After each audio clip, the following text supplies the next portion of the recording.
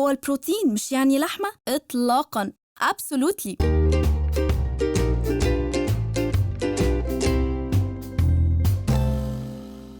البروتين موجود في اللحمة والفراخ والسمك واللبن والبيض والجبنة. ده البروتين الحيواني اللي فيه كل الأمينو. في بروتين نباتي يعني اللي مصدرها النبات، زي اللي موجود في البقوليات زي الفول والعدس والحمص والمشروم والمكسرات كمان. بس خد بالك البروتين النباتي ما فيهوش كل الأحماض الأمينية الأساسية، عشان كده بينصحوا إن لو هتاكل بروتين نباتي إنك تجمع بين أنواع مختلفة عشان يكملوا بعض وتاخد احتياجك كله من البروتين. ما تنساش البروتين مش بس لحمة. اقرأ واعرف فوائد